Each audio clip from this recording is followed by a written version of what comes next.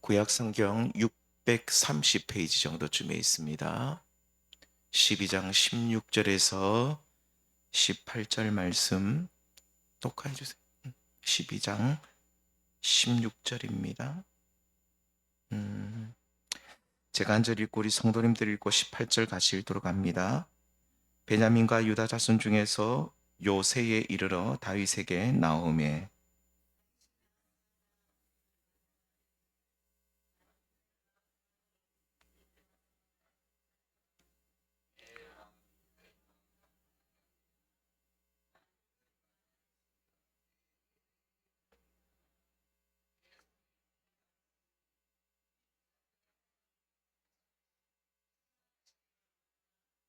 함께 읽습니다.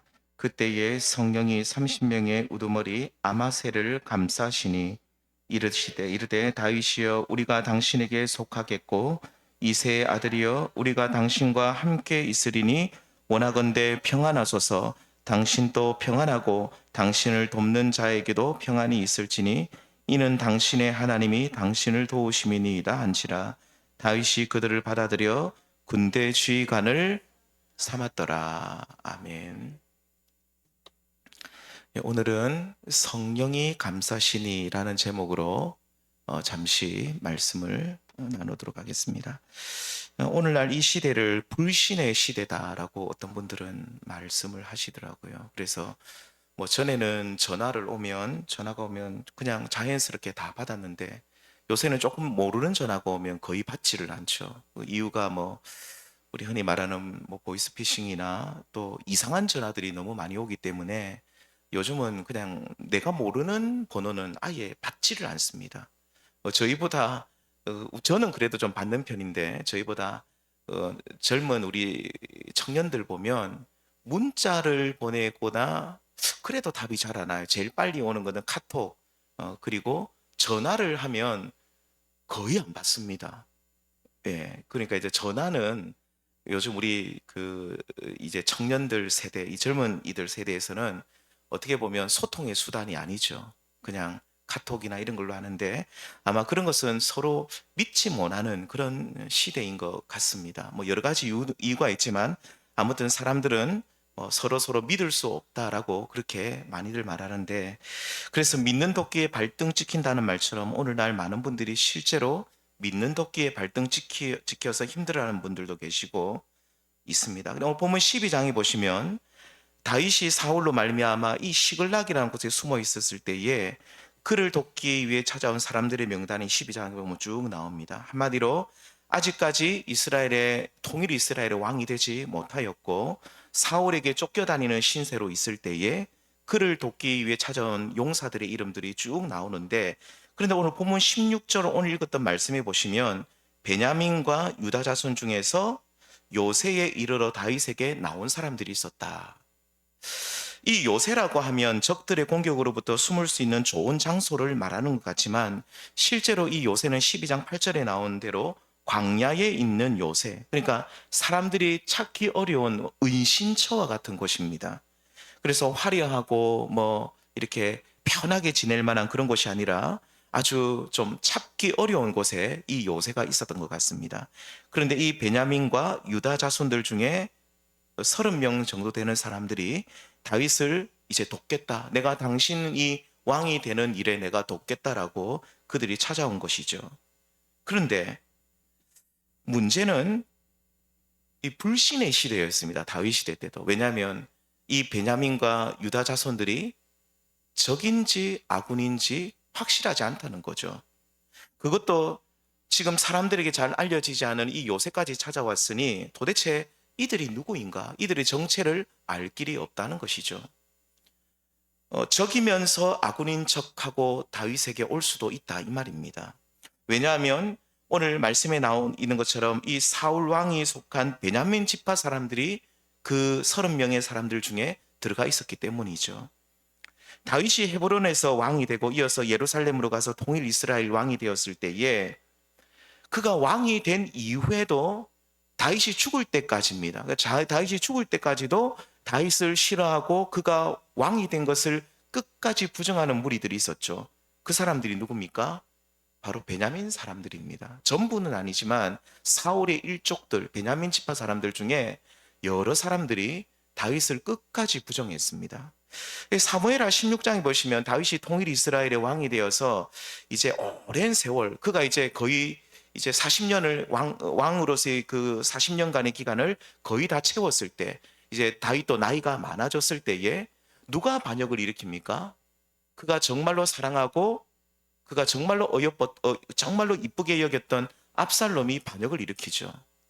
이 반역 사건이 일어났을 때의 반란입니다. 이 반란이 일어났을 때에 다윗이 자신의 왕궁에서 쫓겨나서 이 피난을 가고 있었는데, 그때 이 다윗 왕을 계속 따라오면서 뒤에서 돌을 던지고, 그리고 악한 말로, 정말로 입에 담기 정말로 그런 악한 말들을 막 내뱉으면서 다윗을 저주했던 사람이 누굽니까?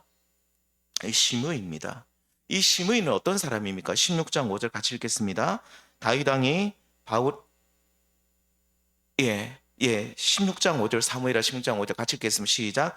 다윗 왕이 바울임의 이름에 거기서 사울의 친족 중 한 사람이 나오니 게라의 아들이요 이름은 시므이라. 그가 나오면서 계속 저주하고, 맞죠? 바울임에 이르렀을 때에 이 한 사람이 나오는데 바로 시므이죠.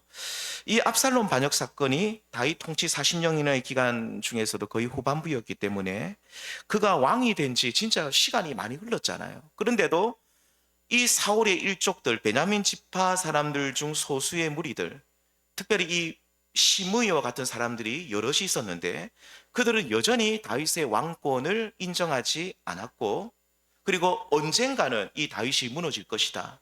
그들은 늘 다윗의 어떤 그 뭐라 그럽니까? 실패와 다윗이 무너질 것을 늘 기도하고 있었던 사람들이 바로 이 베냐민 지파의 여러 사울의 일가들이었습니다. 당시 막강한 권력을 가지고 있었고 사람들의 지시를 많이 받고 있었기 때문에 다윗은 그가 왕이 된 뒤에 얼마든지 사울 일가를, 이 베냐민 지파 사람들을 숙청할 수 있었지만 다윗은 결코 그렇게 하지 않았죠. 압살롬의 반역 때 방금 읽었던 말씀처럼 뒤에 쫓아오면서 돌을 던지며 다윗을 저주했던 시므이를 대하는 다윗의 모습만 봐도 알 수 있습니다. 다윗의 신복 중에 아비새가 나와서 뭐라 그럽니까? 내 주 왕이여, 저 죽은 개와 같은 시므이, 제가 가서 그 머리를 베어버리겠습니다. 다윗이 뭐라고 그럽니까? 16장 12절에 이렇게 말하죠. 함께 읽겠습니다. 시작. 혹시 여호와께서 나의 원통함을 감찰하시니 오늘 그 저주 때문에 여호와께서 선으로 내게 갚아주시리라 하고, 이 다윗은요 굉장히 용맹한 장군이었습니다. 우리는 다윗을 그냥 착하고 굉장히 여린 사람으로만 생각하시는데 실제로 다윗은 대단한 장수였습니다. 이 다윗이 아무리 나이가 많이 들었어도 오랜 세월 전장에서 많은 적들을 물리쳤기 때문에 이 시므이 같은 이 사람은 한 사람 정도는 자기가 얼마든지 제거할 수 있었습니다. 하지만 다윗은 시므이와 같은 악한 자들의 처분을 누구에게 맡깁니까? 여호와 하나님께 맡기죠.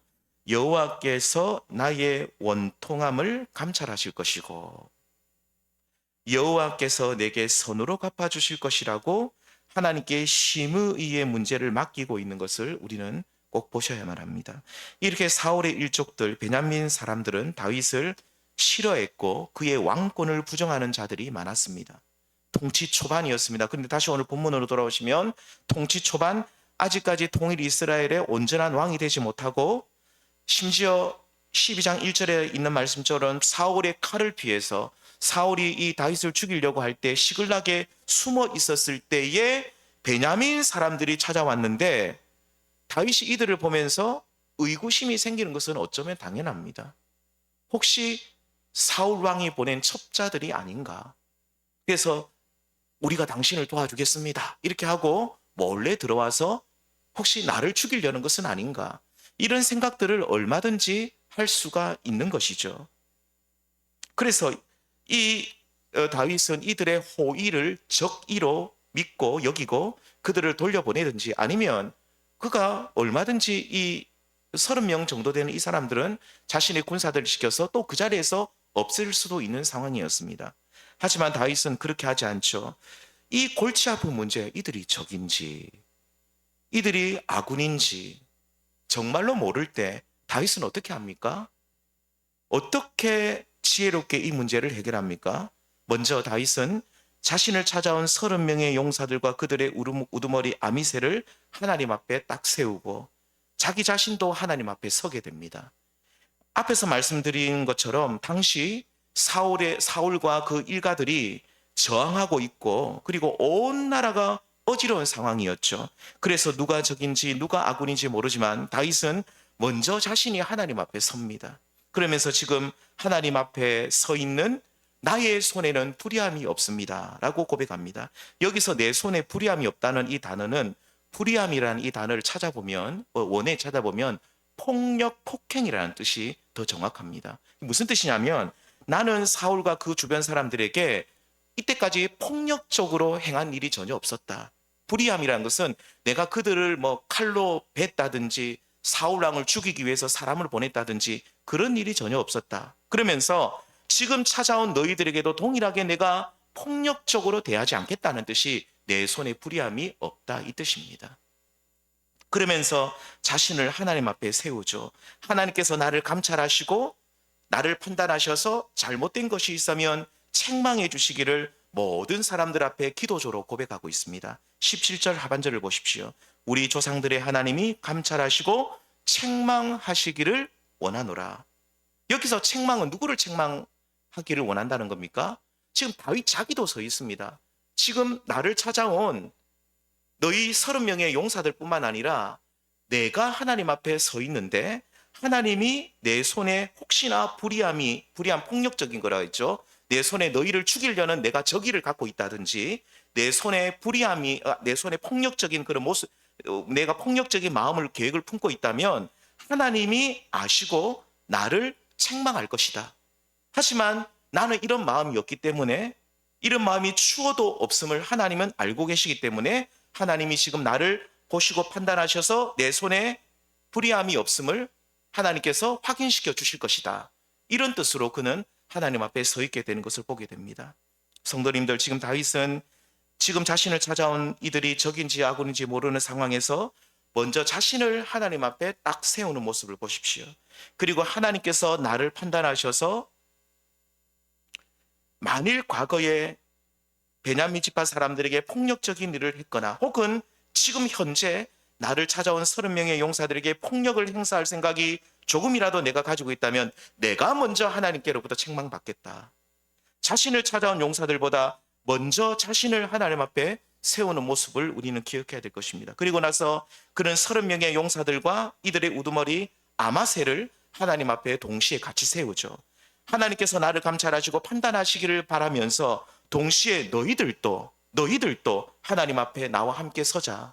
그러면서 잘못된 일이 있다면 너희들이 혹시나 사울의 첩자로 왔다든지 나를 해하려고 왔다든지 이스라엘 이 공동체를 무너뜨리기 위해서 왔다면 하나님이 동일하게 나를 판단하듯이 너희들도 판단하셔서 반드시 책망할 것이라고 하나님 앞에 그들을 세우고 있는 모습을 우리는 기억해야 될 것입니다. 결국 다윗은 자신의 지혜로 이 사람들이 적인지 아군인지 정말로 해결하기 어려운 문제를 어떻게 해결합니까? 어떤 지혜로운 방법으로 해결합니까?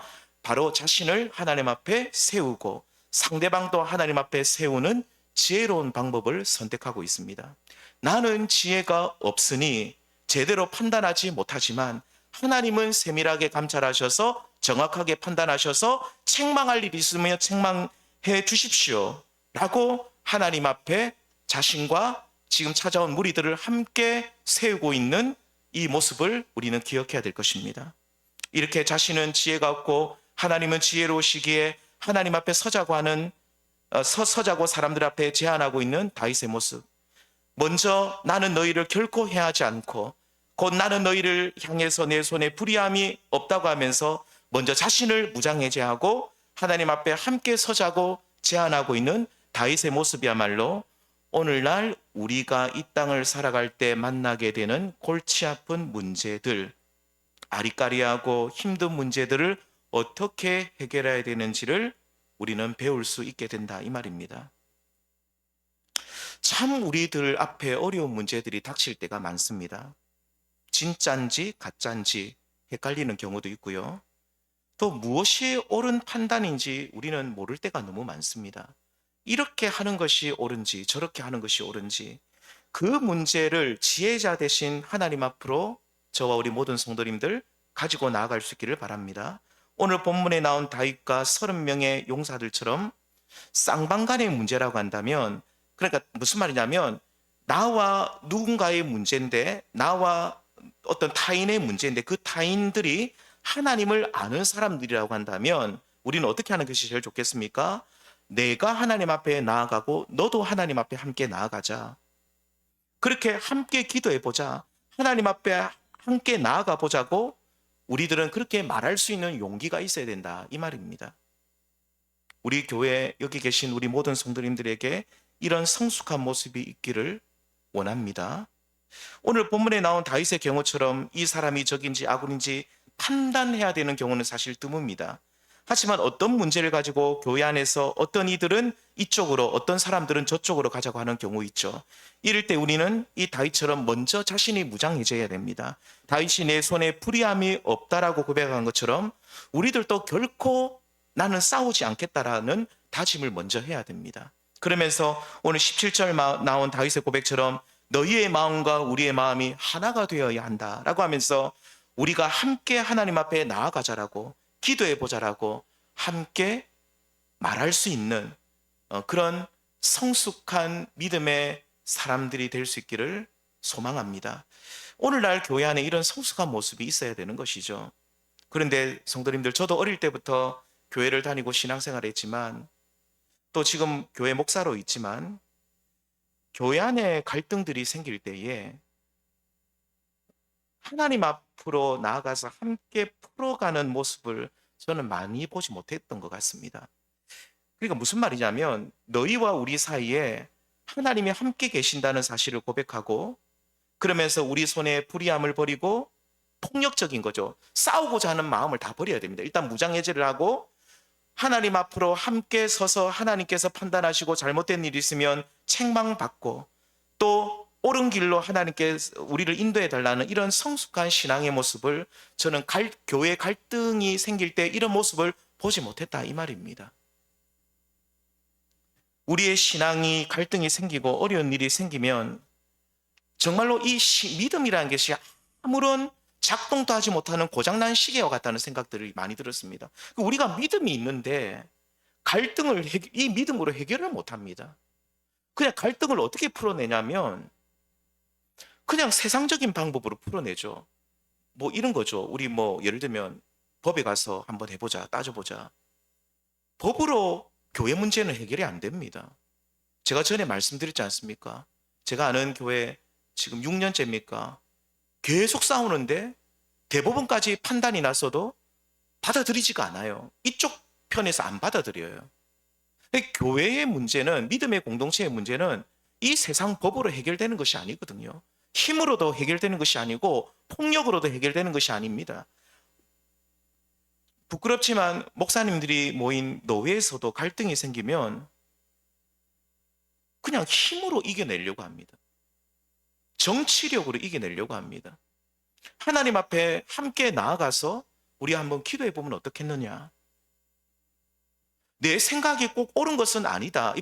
내 손에 불의함이 없다는 말은 내가 폭력적인 것을 버린다는 뜻이라고 했는데 그 무장해제라고 그랬죠. 그러니까 자기가 꼭 옳다라고 주장하는 것보다도 내가 옳지 않을 수도 있다. 내가 틀릴 수도 있다는 전제를 가지고 그럼 우리가 하나님 앞에 A라는 목사님과 B라는 목사님이 노예 안에서 갈등이 있으면 그것을 노예법으로 해결하는 것이 아니라 우리가 나와 함께 기도해보자. 그 목사님 불러가지고 내하고 함께 기도해보면 어떻겠느냐 라고 하는 것을 제가 많이 보지 못했다 이 말입니다. 왜 우리는 우리의 믿음이 우리의 신앙이 이런 갈등 속에 전혀 이것이 고장난 시계처럼 아무런 소용도 없는가. 저는 지금도 제 마음속에 이런 것들 때문에 많이 힘들고 왜 이런 것들이 우리 속에 우리 공동체 속에는 없는가. 우리 성도님들 간절히 바라보는 것은 우리 한길교회가 더욱 성숙해지기를 바라는데 그러려면 성도들 간의 갈등이 우리가 일어날 때에, 또 판단하기 힘든 문제가 생길 때에, 또 누가 옳은지 누가 그른지 모를 때에 오늘 말씀에 나온 다윗처럼 함께 하나님 앞으로 나아가자라고 먼저 제안할 수 있는 그런 저와 우리 모든 성도님들이 먼저 되시기를 바랍니다. 그래서 잘못된 일이 있으면 우리는 하나님께 책망도 받아야 되죠. 또 잘못된 길로 나아가고 있으면 하나님이 우리를 이렇게 막 우리를 또 책망하시고 우리를 권고하셔서 옳은 길로 나아갈 수 있도록 인도해 주시도록, 그렇게 하나님 앞으로 함께 나아갈 수 있는 그런 모습이 있기를 바랍니다. 그러니까 제가 오늘 말씀드리는 요지는 우리 삶 속에 오늘 이 다윗의 경우처럼 정말로 해결하기 힘든 문제, 이 사람이 옳은지 저 사람이 옳은지, 이 사람이 악인인지 적인지 모를 때에 우리가 믿음으로 이 문제를 해결해 나가는데 함께 기도해 보자는 겁니다. 함께 하나님 앞에 여쭤볼 수 있는 그런 성숙한 저와 우리 모든 성도님이 되기를 소망합니다. 근데 다윗이 자신을 찾아온 30명의 용사들과 아마새를 향해서 하나님 앞으로 나아가자고 제안했을 때, 하나님께서 또 우리를 감찰하시고 판단해 주시도록 그분의 주권을 고백하며 나아갔을 때 어떤 일이 일어났다라고 성경은 말합니까? 18절 말씀 길기 때문에 앞부분만 읽어보겠습니다. 시작. 그때에 성령이 30명의 우두머리 아마새를 감싸시니, 여기까지입니다. 여기 읽어보겠습니다. 뭐라 말합니까? 성령이 30명의 우두머리 아마새를 감쌌다. 하나님이 응답을 하시는데 어떻게 응답하시냐면 성령을 30명의 용사들의 우두머리인 아마사 위에 임하게 하셨다. 그런데 어떤 방법으로 임했는지는 성경에 나와 있지 않습니다. 그런데 아마새가 갑자기 무슨 예언을 했다든지, 아마새가 갑자기 어떤 좀 특별한 모습으로 변화되었다든지 그런 것이 없는데, 어떤 건지는 모르지만 중요한 것은 모든 사람들이 저 사람이 성령이 임했구나라고 그렇게 확인하고 볼 수 있게 분명히 임한 것은 확실합니다. 그래서 모든 사람들이 다윗도 저 사람 위에, 아마사 위에 성령이 임했구나. 다윗이 17절에서 하나님께서 우리를 감찰하시고 책망하시기를 원합니다라고 했을 때, 이 책망하는 대신에 성령이 임했다는 것은 무슨 뜻입니까? 방금 다윗 너에게 찾아온 30명의 용사들과 아마새는 진짜 너희를 위한 사람들이다. 그리고 다윗 네가 네 손에 불의함이 없다고 했는데 그 말이 진짜다. 그것을 어떻게 하나님께서 확인시켜 주십니까? 성령을 그 위에 부어주시는 겁니다. 그러니까 너희 공동체에 이 30명을 받아들여도 된다라는 응답을, 분명하고 확실한 응답을 성령이 그 위 아마사 위에 임하게 하심으로 응답하셨다는 것이죠. 그래서 오늘 말씀해 보면 그들을 받아들여 군대 지휘관으로 삼았다라고 말합니다. 사랑하는 성도님들, 이렇게 하나님 앞으로 나아가서 문제를 해결하려 했을 때에 하나님 앞으로 나아가서 문제를 해결합니다. 그렇게 할 때 누가 임하십니까? 주의 성령이 임하시는 줄 믿습니다. 성령이 이들 위에 기름 붓듯 임하여서 모든 이들이 이제 우리는 하나된 마음을 가진 사람들임을 서로 확인하게 된 것이죠. 이 성령께서 이들의 마음을 하나로 묶어주게 됩니다. 사실은 17절만 해도, 17절 그 말씀만 해도 다윗이 의구심을 가질 수밖에 없습니다. 적인지 아군인지 구분이 안 되니까요. 하지만 하나님께 그 문제를 맡기고 나아갔을 때에 18절에 보면 성령이 임하면서 그들의 마음이 어떻게 됩니까? 하나가 되어버리죠. 우리 성도님들, 우리가 골치 아픈 문제를 가지고 우리 앞에 갈등의 그 골치 아픈 문제가 갈등일 수, 인간 누구와의 어떤 성도님들 간의 어떤 갈등일 수도 있고, 아니면 내가 어디로 가야 될지 모르는 그런 여러 가지 어려운 그런 문제들일 수도 있고, 또 헷갈리는 문제들일 수 있고, 그렇지만 그렇게 하나님 앞에 나아갔을 때 가장 확실하고 분명한 하나님의 응답은 성령의 임하심인 줄 믿습니다. 우리가 하나님의 응답을 받는다는 것은 결국 성령의 임하심이 우리에게 있을 때라는 것입니다. 다윗과 그리고 다윗을 찾아온 30명의 용사들, 아마새가 서로를 향한 저기를 이제는 완전히 버리고 17절에 나온 고백처럼 너희의 마음과 우리의 마음이 하나 되기를 원한다는 그 마음을 가지고 하나님 앞에 나아갔을 때 성령께서 그 위에 임하셨습니다.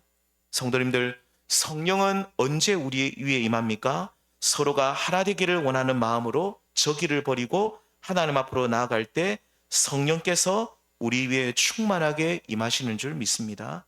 우리 교회 가운데도 이러한 성령의 기름 부심이 있기를 간구합니다. 이 문제가 있을 때 함께 하나님 앞으로 나아가자는 것이죠. 제가 이제 그 토조 목사님 책이 기억이 안 나는데 그 책을 읽을 때 그런 이야기가 있습니다. 토조 목사님이 아침에 쭉 그 출근 교회 가시면 항상 자기가 입는 옷으로 갈아입고 그리고 이렇게 먼저 기도를 하신답니다. 기도를 하는데 어느 날 사무실에 누가 아주 젊은 목사님이 찾아와서 목사님과 상담을 하려고 왔답니다. 그 목사님이 이 상담도 듣기 전에 그 목사님이 그 젊은 목사님을 이래 부르더니 목사님, 제가 목사님께 이런 이야기 100마디 말하는 것보다 목사님하고 저하고 함께 이 시간, 내가 기도하는 시간이니까 함께 그 문제가 뭔지는 모르지만 함께 기도하며 나아가자라고. 그렇게 하면 하나님이 가장 좋은 길을 보여주실 것이다. 그래서 그 상담도 듣기 전에 함께 만나서 그 기도 자리에 나아가서 함께 기도함으로 나아갈 때 그 목사님도 은혜 받고 응답받고 또 그 토조 목사님도 은혜 받고 그러면서 그 다음에 그 문제들이 자연스럽게 해결되었다는 이야기를 들었습니다. 우리 성도님들, 오늘 우리에게도 좀 이런 성숙한 모습이 있었으면 좋겠습니다. 어떤 문제가 찾아올 때 우리가 그러니까 우리 성도님들 꼭 저한테만 기도를 부탁하시는데 저 기도 잘 못하거든요. 우리 여기 권사님들이 더 기도를 더 잘할 수도 있습니다. 기도를 많이 부탁하시고 그리고 또 교회에 어떤 문제들이 있을 때 우리가 혈기 부리고 세상적인 방법으로 뭘 해결하려고 하기보다 하나님 앞에 기도합시다. 이게 어떻게 보면 왜 그래 답답하게 그렇게 하느냐, 사람들은 그렇게 반기를 들으시는 분들이 또 있는데 아닙니다. 하나님 앞에 그 문제를 가지고 기도로 나아가는 사람이 가장 지혜로운 사람인 것이죠. 그렇게 할 때 교회 위에 뭐가 임합니까? 성령의 은혜가 늘 임하고 우리가 성령의 은혜로 온전히 하나됨을 이루고 하나님 앞에 나아갈 수가 있게 된다, 이 말입니다. 우리 사랑하는 성도님들, 우리 한길교회의 우리 사랑하는 성도님들, 저부터 그리고 여기 계신 우리 모든 성도님들께서 오늘 다윗처럼 뭐가 옳은지 모를 때, 뭐가 선인지 뭐가 악인지 모를 때, 누가 아군인지 적군인지 모르고 정말로 골치 아픈 문제가 있을 때 우리 모두 하나님 앞에 함께 나아감을 통해서 하나님께로부터 응답받으시고 그리고 성령의 충만한 은혜를 경험하시는 저와 우리 모든 성도님들, 또 우리 한길교회 될 수 있기를 주님의 이름으로 소망합니다. 우리 이 시간 함께 기도드리겠습니다. 세 가지 기도 제목만 드리겠습니다. 잠시 통성으로 기도하겠습니다. 첫 번째는 하나님, 우리 말씀을 두고 기도하실 때 하나님, 우리가 어떤 문제가 생길 때마다 하나님 앞에 그 문제를 가지고 나아가는 성숙한 믿음의 사람이 되게 하여 주옵소서.